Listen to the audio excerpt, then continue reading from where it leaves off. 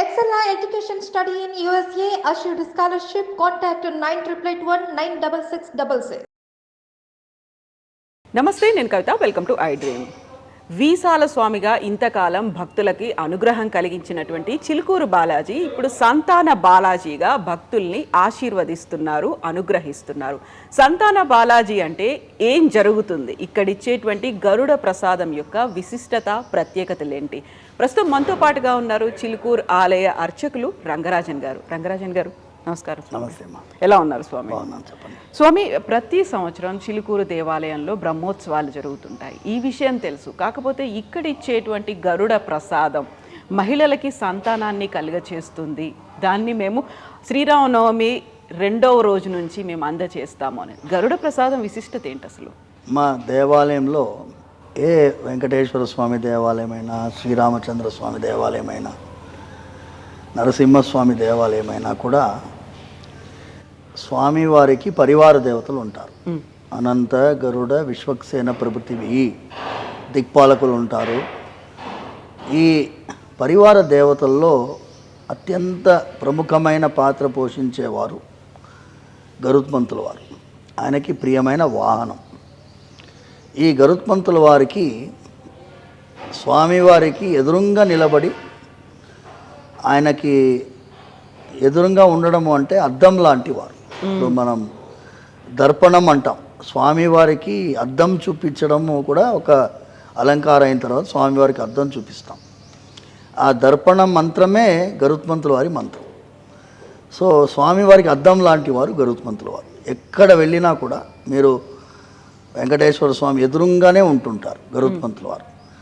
ఆయన స్వామివారికి అత్యంత ప్రియమైన భక్తుడు, ప్రథమ భక్తుడు అని చెప్పాలి.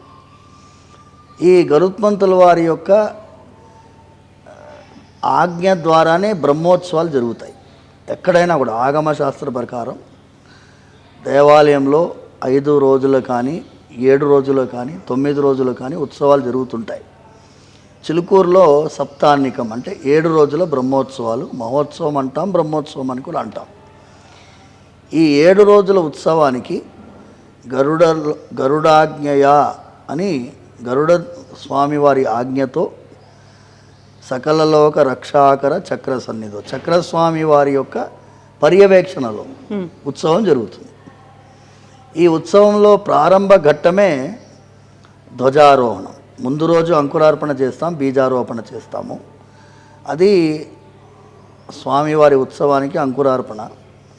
ఈ 7 రోజులు ఆ అంకుర పూజ జరిగినప్పుడు ఆ అంకురాలన్నీ కూడా మొలకెత్తి ఇంతవరకు ఏపుగా పెరుగుతాయి. చక్రస్నానం రోజు ఆ మొలకెత్తినటువంటి ఏపుగా పెరిగినటువంటి మొలకెత్తినటువంటి ఆ గడ్డితోటి స్వామివారికి అర్చన జరుగుతుంది. అది చక్రస్నానం రోజు.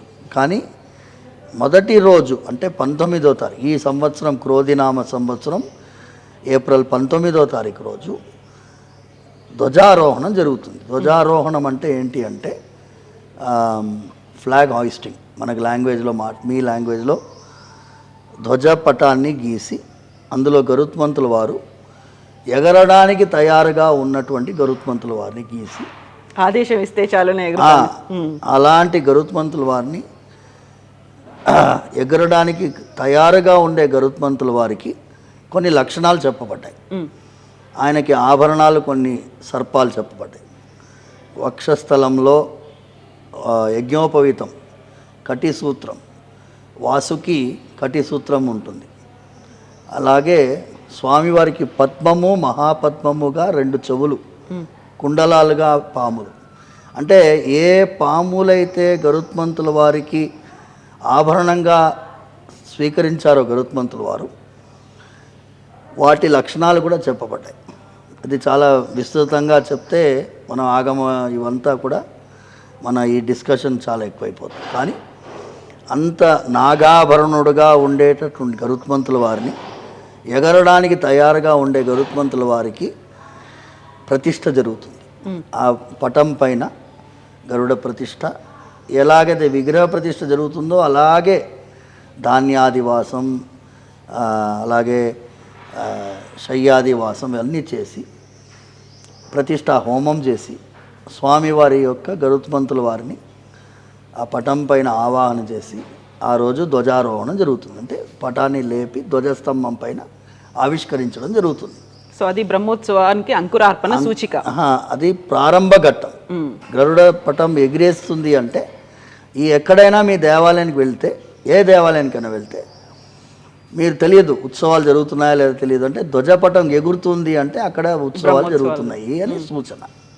ఈ ఎగిరేటటువంటి గరుత్మంతుల వారికి ఎగిరవేసిన వెంటనే గరుడ మంత్రంతో ఎగిరవేస్తాం. సుపర్ణోసి గరుత్మాన్ దివంగచ్చ సువపత అని చెప్పి పైకి ఎగరండి, మాకన్నిటి కూడా ఆశీర్వదించండి అని అనుకుంటూ ఎగరవేసిన గరుత్మంతుల వారికి 4 దిక్కులా కూడా నైవేద్యం పెడతాం. ఆ 4 దిక్కుల నైవేద్యం పెట్టేదాన్ని గరుడ పిండం అంటాం. ఆ గరుడ పిండం అంటే పెద్ద ముద్ద అలా పైకి ఎగరేసి మేమే స్వీకరించినట్టు భావించి మళ్ళీ మాకు ప్రసాదంగా గరుత్మంతులు వారు ఇస్తున్నట్టుగా 4 దిక్కుల వేసి ఆ గరుడ పిండాన్ని ఎవరైనా స్త్రీలు స్వీకరిస్తే యా స్త్రీ పిండం అశ్నాతి తా స్త్రీ పుత్రవతి భవేత్ అని ఆగమ సూత్రం ఉన్నది.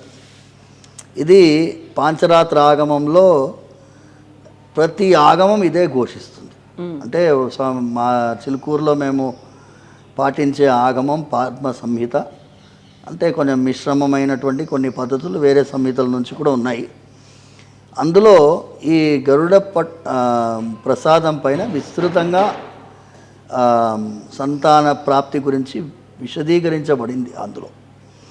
సో అది ఏమైంది అంటే 2001-2002 సంవత్సరంలో వచ్చిన వాళ్ళు ఎవరైనా పాపం అడిగితే ఇచ్చేవాళ్ళు, కానీ ఇది విస్తృతంగా ప్రచారం జరగలేదు. అన్ని దేవాలయాలు ఇస్తారు, గుర్తుపెట్టుకోండి. చిలుకూరులోనే కాదు, ఎక్కడైనా గరుత్మంతుల వారికి నైవేద్యం చేయబడి యాదిగుట్ట ఉన్నది. యాదిగుట్టలో కూడా ఆ సమయంలో ఆడవాళ్ళు ఎవరైనా ఆ ప్రసాదం స్వీకరించినా వాళ్ళకి సంతాన ప్రాప్తి. అహోబిలంలో కూడా పాంచరాత్ర ఆగం, అక్కడ కూడా గరుడ పిండాన్ని స్వీకరిస్తే అక్కడ కూడా ప్రసాదం. కానీ చిలుకూరులో ఏమైంది అంటే భక్తుల యొక్క కొంగు బంగారంగా ఉండే స్వామి, ప్రత్యక్షమైనటువంటి పరమాత్మ స్వరూపంగా ఉండే స్వామి ఇక్కడ ఇంకా తొందరగా అనుగ్రహిస్తున్నారు అనేటటువంటి నమ్మకం, విశ్వాసం బాగా ఉన్నది. ఇది 2002 సంవత్సరంలో నేను స్వామివారి సేవకి వచ్చేసిన తర్వాత అప్పుడప్పుడే స్వామివారి ఉత్సవంలో నేను ప్రత్యక్షంగా పాల్గొనడం జరిగింది. అప్పుడు స్వామివారి ధ్వజారోహణ జరుగుతున్నప్పుడు అందులో ఈ సూత్రము ఆ ప్రయోగ పుస్తకంలో ఉన్నది. అయితే నాకు ఉత్సవ ప్రయోగంలో బాగా అలవాటు చేసినటువంటి వారు, నేను గురుతుల్యులుగా భావించేటటువంటి నరసింహస్వామి, సింహయ్య పంతులని అంటాం మేము. ఆయన నేను అడిగినాను, యా స్త్రీ పిండమశ్నాతి తా స్త్రీ పుత్రవతి భవేత్ అని ఉంది కదా స్వామి, అంటే ఎవరైనా స్త్రీ ఈ గరుడ పిండ ముద్దని స్వీకరిస్తే వాళ్ళు పుత్రవతి అవుతారని ఉంది కదా, నిజంగా అవుతారు అన్నారు ఆయన. మరి చెప్పాలా ఎవరికైనా అని అన్నాను. అంటే చెప్పు, ఎవరైనా ఉంటే తీసుకొని అన్న. ఆ రోజు మైక్లో ప్రదక్షిణ జరిగే వాళ్ళందరూ కొంతమంది ఉన్నారు, అందులో 4-5 వచ్చారు. వాళ్ళు తీసుకున్నారు, వాళ్ళకి అయింది. అలా ఒకరి నుంచి ఒకరు వెళ్ళి ఇప్పుడు 2002-2003 సంవత్సరం నుంచి ఇప్పుడు ఎంత ఉన్నా 2024 చాలామంది భక్తులకి సంతాన ప్రాప్తి కలిగింది అనేటటువంటి ఒక విశ్వాసంతో వాళ్ళు వస్తున్నారు. పోయిన ఏడాది దాదాపు 3000 నుంచి 3500 మందికి ఇచ్చాం ఒకటే రోజు. ఈసారి ఏమైంది అంటే ఏప్రిల్ 19th రోజు మేము ఇవ్వబోతున్నామని చెప్పి ఇక్కడ ఈ క్యూ లైన్లో అక్కడ మూలకి నిలబడి నేను మైక్లో చెప్తున్నాను. అయితే ఎవరో భక్తుడు దాన్ని తీసి దాన్ని ఏం చేశాడంటే ఇన్స్టాగ్రామ్లో పెట్టాడు. అది ఒకటేసారి 1,00,000 వ్యూలు పోయినాయి. 1,00,000 వ్యూలు పోతే అది వైరల్ అయిపోయింది. నేను యాక్చువల్గా దానివల్ల సందేహాలు అపోహలు ఎక్కువైపోవడం వల్ల నేను మళ్ళీ మీడియాకు ఒక వీడియో రిలీజ్ చేయడం జరిగింది. అంటే మార్నింగ్ 8 o'clockకి రావాలి, ఎవరికి సంతాన ప్రాప్తి కావాలో వాళ్ళే రావాలి, భార్యాభర్తలు ఇద్దరు రావాలా అవసరం లేదు, భార్య మాత్రం వస్తే చాలు, ప్రసాదం ఇచ్చేది ఓన్లీ భార్యకి మాత్రమే. ఇన్ని అనౌన్స్మెంట్లు చేయాల్సింది ఆ వీడియో ఇన్స్టాగ్రామ్లో వైరల్ అవ్వడం వల్ల అయింది. అని చాలామందికి విశ్వాసం ఉన్నది, వాళ్ళ ఈ ప్రసాదం స్వీకరించాలనేటటువంటి కోరికతోటి వచ్చేవాళ్ళు ఉన్నారు. వాళ్ళకి సరి అయినటువంటి మెసేజ్ ఇవ్వాలని చెప్పి ఈ నిర్ణయం తీసుకోవడం జరిగింది. సో ఇవాళ మీ ద్వారా కూడా ఇదే నేను చెప్పాల్సింది ఏంటి అంటే 3 ఉదాహరణ ఇస్తానమ్మా. ఎలాంటి ఒక విశేషమైనటువంటి స్వామివారి లీల ఈ గరుడ ప్రసాదంలో. అరౌండ్ 15 years బ్యాక్ అనుకుంటాను, 15 సంవత్సరాల ముందు ఒక పెద్ద డాక్టర్ గారు పెళ్ళై 16 years అయిపోయింది. ఇక వాళ్ళు వదులుకుంటే సంతానం అవుతుందని వదులుకున్నారు. అయినా ఆయన భార్యకి పాపం ఇంకా విశ్వాసం ఉంది. ఆవిడ పాపం స్వామివారిని ప్రార్థిస్తూనే ఉంది. అయితే ఆ గరుడ ప్రసాదానికి జస్ట్ కొన్ని రోజుల ముందు ఆవిడ వచ్చింది. వస్తే నేను అన్నాను, ఈ గరుడ ప్రసాదం తీసుకోమా స్వామివారు అనుకున్నాను. గరుడ ప్రసాదం తీసుకున్న తర్వాత భార్యాభర్తలు ఇద్దరు వచ్చారు. వస్తే ఆమెకి కన్ఫర్మ్ అయింది. కన్ఫర్మ్ అయితే నేను అన్నాను, తప్పకుండా నీకు కవలలు పుట్టేటట్టు ఉన్నారమ్మా అని చెప్పిన.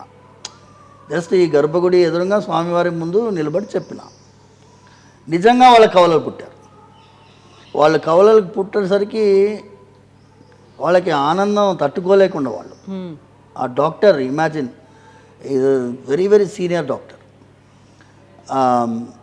వాళ్ళకి ఎంత విశ్వాసము పెరిగింది అంటే, ఈ గరుడ ప్రసాదం గురించి మీరు చెప్తూనే ఉండండి స్వామి, మాలాంటి వాళ్ళు చాలామంది ఉన్నారు, దయచేసి దీన్ని ఆపకండి అంటే చెప్పడం ఆపకండి. వాళ్ళు వచ్చేవాళ్ళు ఎలాగో వస్తారు, తెలుసుకొని వస్తారు, మీరు చెప్పడం వల్ల ఇంకా మాలాంటి వాళ్ళు తెలుసుకొని మాకు అంటే వివాహానికి మన సనాతన ధర్మంలో వివాహ వ్యవస్థలో ముఖ్యమైనటువంటిది ఏంటంటే సంతానం కోసమే. పెళ్లి చేసుకునేది ఎందుకు? వంశవృద్ధి కోసం. మనము వేరే శృంగారాన్ని అనుభవించడం కోసం పెళ్ళిళ్ళు చేసుకోవడం లేదు.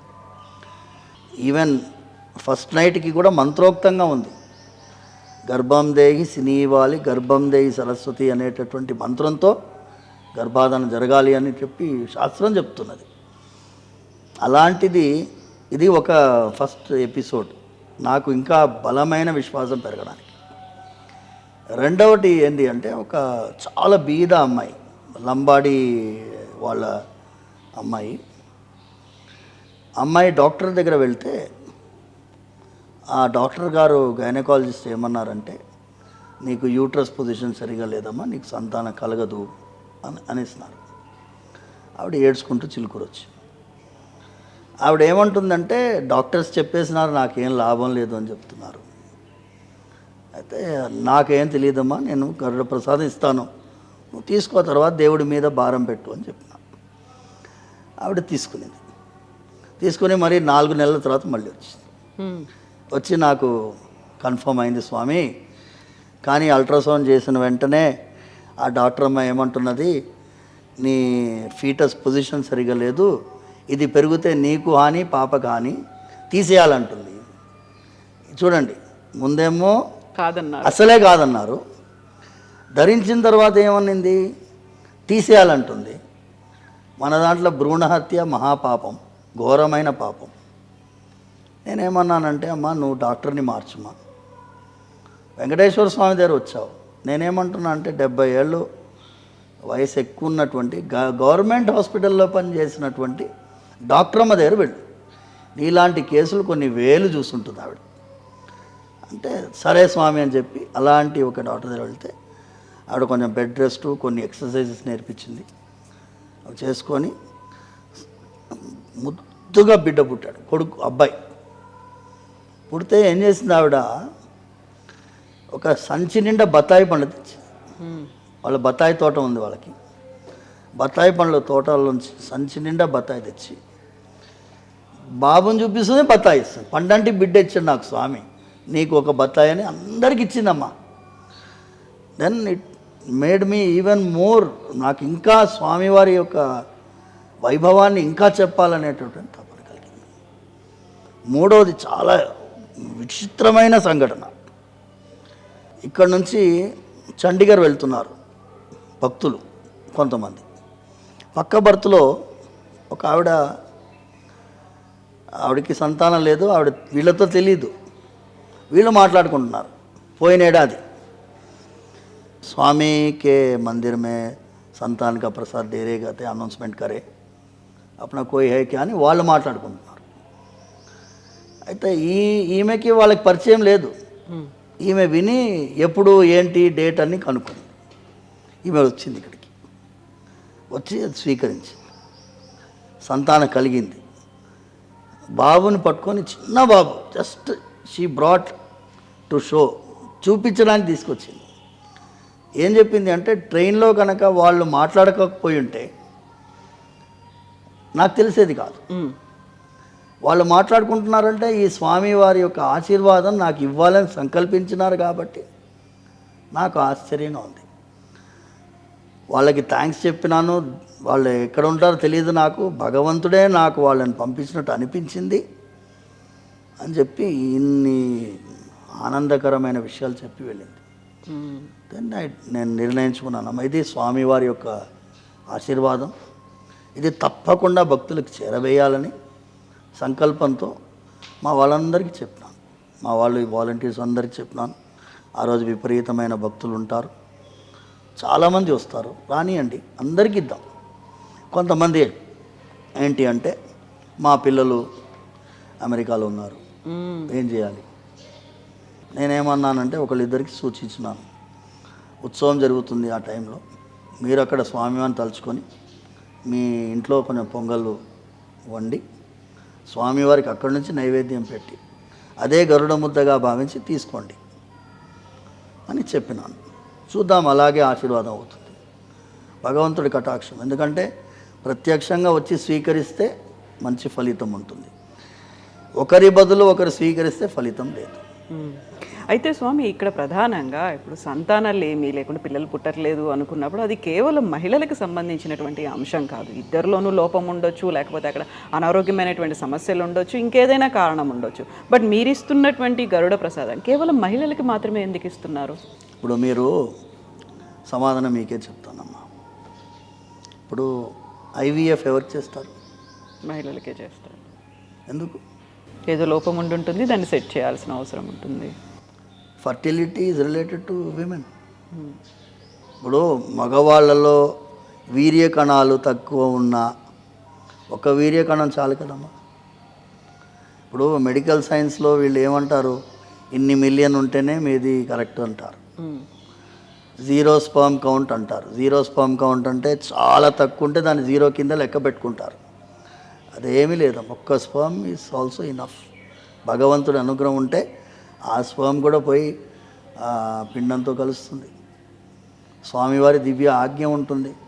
ఇఫ్ షీఈస్ గరుత్మంతుల వారి ఆశీర్వాదం గురించి నేను ఇంతకే చెప్తాను కదమ్మా. ఆయన ఆ స్త్రీని సంతానానికి యోగ్యురాలుగా చేస్తాడు. యోగ్యురాలుగా చేసిన తర్వాత భర్తలో ఉండే లోపాలని కూడా సరిదిద్దేటట్టుగా ఆ యోగ్యత పడిపోతుంది. ఇది ఆశీర్వాదం కదమ్మా. అండ్ ప్రామిస్ ఆఫ్ సంతాన ప్రాప్తి. ఎలా సంతానం కలగాలి? భర్త ద్వారానే కలగాలి కదా. భర్తలో లోపాన్ని కూడా సరిచేస్తారు. ఇది మా విశ్వాసం. ఇప్పుడు ఏంటి, మెడికల్ సైన్స్ ఏమంటుంది, వాళ్ళని ఆయనని పరీక్షిస్తుంది, అమ్మాయిని పరీక్షిస్తుంది. అవును. కానీ సంభోగం జరిగేటటువంటి పరీక్ష, సక్సెస్ఫుల్ పరీక్ష ఎవరు చేయలేరు. ఇంతవరకు సైన్స్ లేదు. అందుకోసం మేమేమంటామంటే, మీరు ఒక లెవెల్ వరకే మీరు పరీక్షించగలరు. మీరు 50% పరీక్షించారు, మేము కలిపి 100% స్వామి చేస్తాడు. అది ఆశీర్వాదం. సో భగవంతుడి యొక్క అనుగ్రహం ఆయన ఇవ్వాలి అని తలుచుకుంటే ఆ మెడికల్ డాక్టర్కి ట్విన్స్ ఎలా పుడతారమ్మా? వాళ్ళు చూసి ఉండరా? ఐవీఎఫ్ చేసి ఉండరా? ప్రయత్నం చేసి ఉంటారు వాళ్ళు తప్పకుండా. అందులో కూడా జరగలేదు. ఆ యూట్రస్ సరిగా లేదు, పొజిషనింగ్ సరిగా లేదని నాట్ పాసిబుల్ అన్నటువంటి వారికి స్వామి అనుగ్రహించారు. ఎన్నో ఉన్నాయమ్మా. ఇప్పుడు నేను చెప్పుకుంటూ పోతే కొన్ని వందల ఉదాహరణలు ఉన్నాయి. మీరు మీ యూట్యూబ్ దాంట్లో కమెంట్స్లో వస్తాయి, మాకు కూడా అయిందండి, మాకు కూడా అయింది, చూడండి మీరు. స్వామి, గతంలో పుత్రకామేష్టి యాగం అనేది ఉండేది. ఆ తర్వాత కూడా చాలాసార్లు ఆశ్రమాల్లో పుత్రకామేష్టి యాగాలు జరిగాయి. అది దంపతులకి కలిపి చేశారు. దంపతులు ప్రత్యేకంగా అక్కడ కూర్చోవాలి, ఎలా పాటించాల్సినటువంటి ఏం విధి విధానాలు ఉన్నాయని. ఇక్కడ కేవలం మహిళలని మాత్రమే రమ్మంటున్నారు. ఈవెన్ హస్బెండ్ కూడా ప్రసాదం కాదు కదా, రావడం కూడా కేవలం మహిళ మాత్రమే రావాలి అని చెప్పడం. అది ఏంటంటే మెయిన్ మా భర్తలు వస్తారు, కానీ మేము ప్రసాదం సమయంలో వాళ్ళని దంపతులుగా తీసుకొని ఉంటే మాకు ఇబ్బంది. ప్రసాదం ఇచ్చేది ఆడవాళ్ళకే కదా, భర్త పక్క నుండి ఏమీ చేయడానికి లేదు. సో ఆయన అనుగ్రహం ప్రార్థించాలి. మాకు మెయిన్గా చిన్న ప్రాంగణం, 3-4 అంశాల వల్ల భర్తని అలౌ చేయట్లేదు. మొదటి కారణం ఇచ్చేది ఆడవాళ్ళకే, సో భర్త యొక్క ప్రమేయం అక్కడ లేదు. రెండవది ఓపిక చాలా తక్కువ భర్తలకి. ప్రతి 10 నిమిషాలకి ఇంకెప్పుడండి అని వేధించడం మొదలుపెట్టారు. మాకు ఎక్స్పీరియన్స్ ఉంది. అందుకోసం మేము నాయన మీరు మీ ఆవిడని ఇక్కడ డ్రాప్ చేసి బయట వెయిట్ చేయండి. ఇప్పుడైతే యూపీఎస్సీ ఎగ్జామ్ ఎలాగైతే బయట వెయిట్ చేస్తారో, ఇది సంతాన ప్రాప్తి అనుగ్రహం కాబట్టి బయట వెయిట్ చేయండి. రెండవది. మూడవది క్రౌడ్ మేనేజ్మెంట్. ఇప్పుడు 3,000 మంది వచ్చారనుకోండి, భర్తలు 3,000 మంది వచ్చారనుకోండి, మేము 6,000 మందిని మేనేజ్ చేయలేము. It's all difficult. సో చాలా ఆలోచించి సంతాన ప్రాప్తికి కావాల్సింది ఆడవాళ్ళకి ప్రసాదం. ఇంకా 4వది ఏంటంటే ఒక చులకన భావంతో కొంతమంది భర్తలు బిహేవ్ చేశారు. మా ఆవిడ ఎన్నో పూజలు చేస్తుంది, పునస్కారాలు చేస్తుంది, ఏమొస్తుంది. ఈ యాటిట్యూడ్ అనేది పనికిరాదు. విశ్వాసంతో పరమ భక్తితో స్వీకరిస్తే మాత్రం బ్రహ్మాండమైన ఫలితం లభిస్తుంది.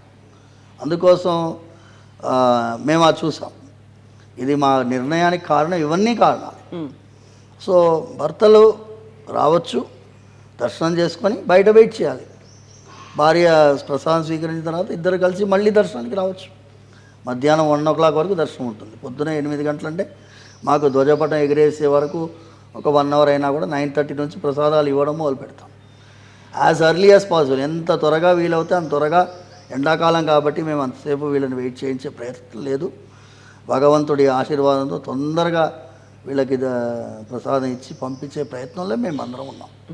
స్వామి, ఇప్పుడు పిల్లలు పుట్టట్లేదు అనుకుంటే బోల్డ్ అంతా మెడికల్ టెక్నాలజీ అనేది వచ్చింది, లేటెస్ట్ టెక్నాలజీ వస్తున్నాయి, టెస్టులు వస్తున్నాయి, దానికి సంబంధించినటువంటి మెడిసిన్స్ అనేవి, ఇలాంటివన్నీ ఉన్నప్పుడు ఇప్పుడు మళ్ళీ వెనక్కి వెళ్ళి దేవుణ్ణి నమ్మండి, లేకుంటే ప్రసాదాన్ని తినండి, దాంతో వస్తుంది అని చెప్పడం అనేది బోల్డ్ అంతా క్రిటిసిజం కూడా కనిపిస్తుంది కదా దీని మీద.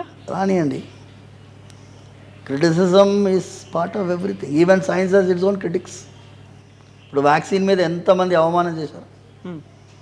మన ఈ ఫైజర్ వ్యాక్సిన్ మీద అందరూ ఓ బ్రహ్మాండమైన వ్యాక్సిన్ అన్నారు. ఇప్పుడు తెలుస్తుంది కదా, మన భారతదేశంలో తయారు చేసినటువంటి భారత్ వ్యాక్సిన్కి చాలామంది అవమానకరమైనటువంటి భాష వాడారు.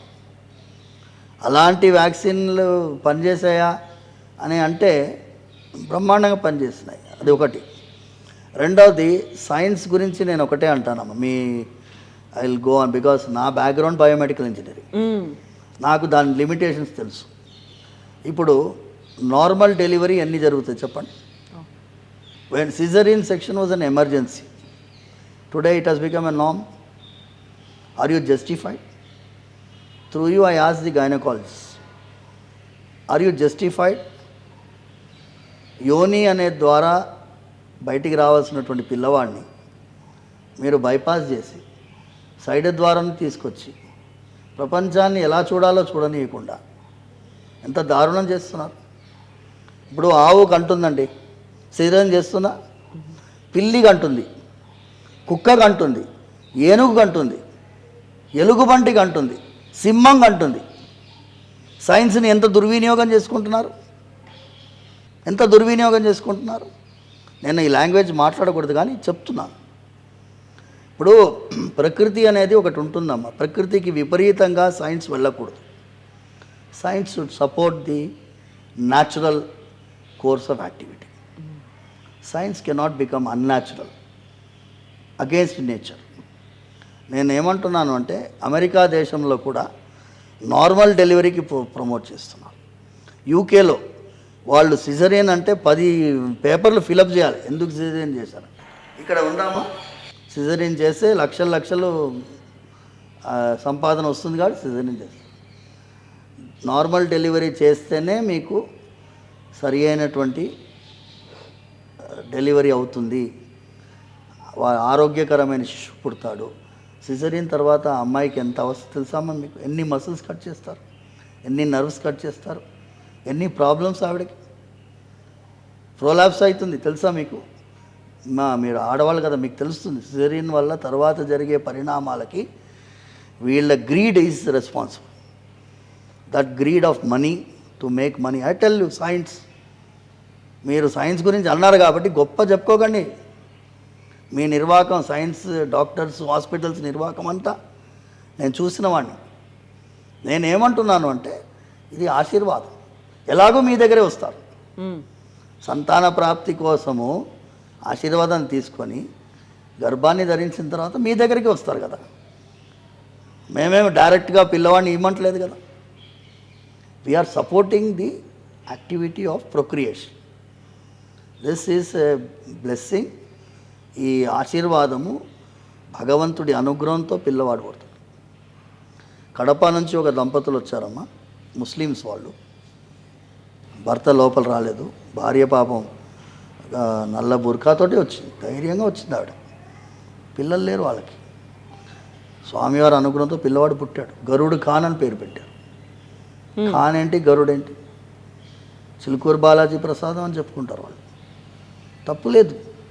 విశ్వాసానికి సైన్స్కి ఎప్పుడు కొట్లాడలేదు. కొట్లాడాలన్నా మనుషులతోటే ప్రాబ్లం. ఒక డాక్టర్ ఇంకో డాక్టర్ని ఏకీభవించడు. నేను చెప్తున్న ఛాలెంజ్ సైన్స్. మీ ప్రోటోకాల్ అంటే ఈయన ప్రోటోకాల్కి ఆయన ప్రోటోకాల్కి మ్యాచ్ కాదు కదా. ఒక ఆయన ఏమంటాడు, షుగర్ పేషెంట్లకి open heart surgery contraindicated అంటాడు. ఇంకో ఓపెన్ హార్ట్ సర్జరీ సెంటర్కి పోతే కార్డియాక్ థొరాసిక్ సర్జన్ ఏమంటాడు, నేను చేస్తా, ఏం ప్రాబ్లం లేదంటాడు ఆయన. ఇప్పుడు ఈయనేమో వద్దని చెప్తాడు, ఆయన చేస్తాడంటాడు. ఇప్పుడు ఆయన చేసిన తర్వాత కాంప్లికేషన్ వస్తే ఎవరికి ప్రాబ్లం? పేషెంట్కి ప్రాబ్లం.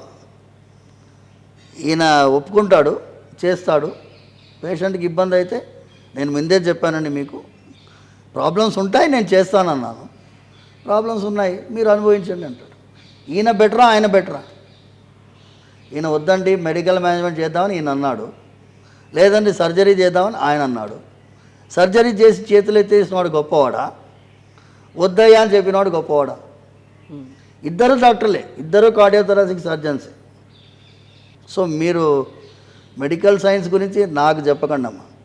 సుప్రీంకోర్టులో పతంజలి ఆర్గ్యుమెంట్లు ఉండొచ్చేమో కానీ I don't accept each and every argument of Supreme Court. సుప్రీంకోర్టుకు లిమిటేషన్స్ ఉన్నాయి.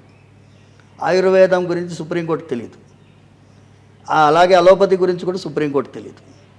ఇప్పుడు ఉండే చట్టాలన్నీ కూడా ఇంగ్లీష్ వాళ్ళ మందుల గురించే చట్టాలు. ఆయుర్వేదాన్ని సపోర్ట్ చేసే ఒక్క చట్టం లేదు. అవునా కదమ్మా? ఇప్పుడు క్లినికల్ ట్రయల్స్ అన్నీ అలోపతికి ఉన్నాయి. క్లినికల్ ట్రయల్స్ ఎందుకంటే కరివేపాకు దాని ఫలితం గురించి క్లినికల్ ట్రయల్ చేయాలా?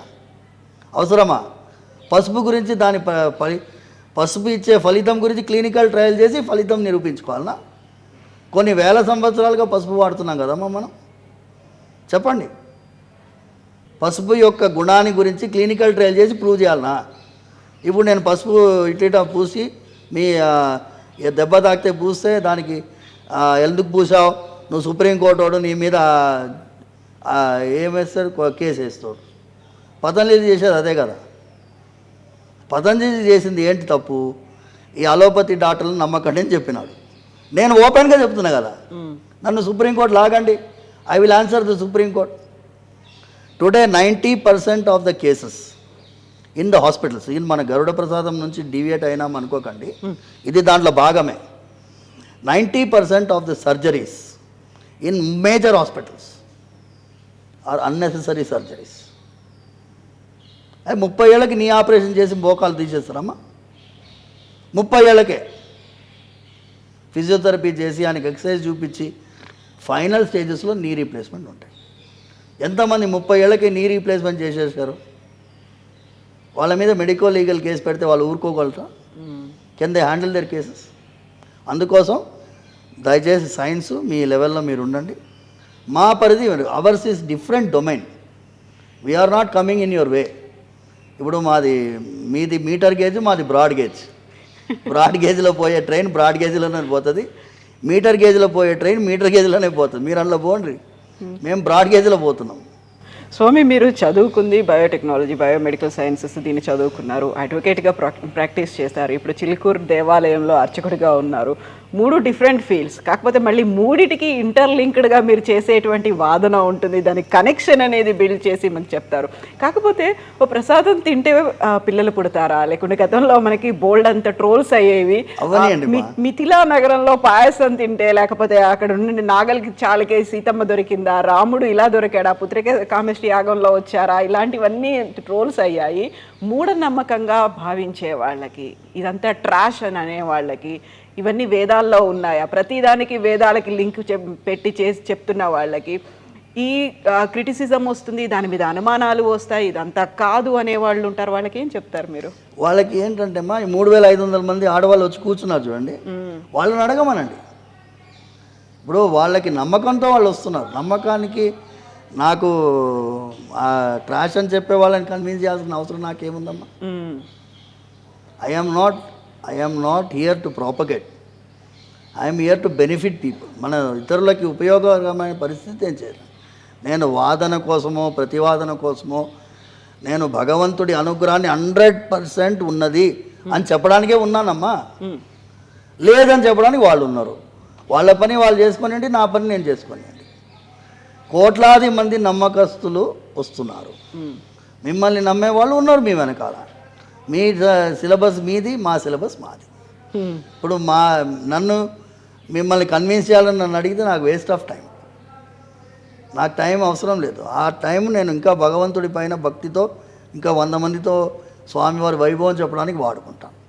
ఆ సమయాన్ని వృధా అసంబద్ధ ప్రలాపన అంటారు చూసారా, వాళ్ళ దగ్గర పోయి అరే గొప్పదిరా గరుడ ప్రసాదం అని చెప్పి నాసికుడికి పోయి చెప్పాను అనుకోండి, నాలాంటి మూర్ఖుడు ఉండడు.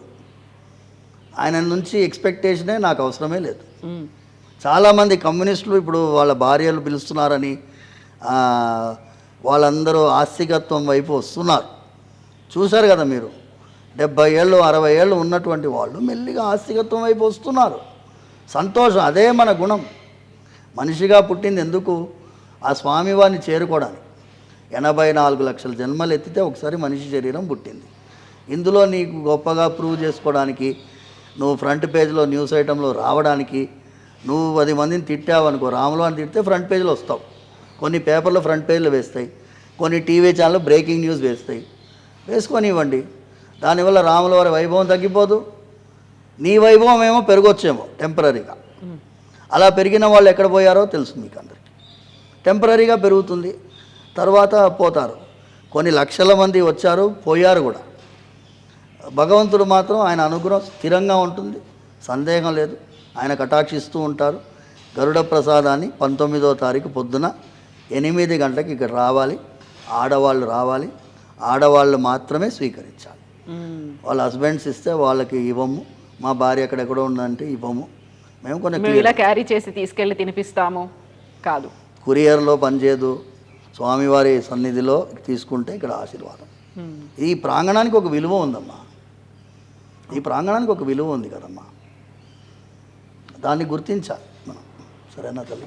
ఓకే స్వామి, థ్యాంక్ యూ సో మచ్ స్వామి, ధన్యవాదాలు స్వామి. మళ్ళీ మనం కలుద్దాం. Thank you. నమస్తే.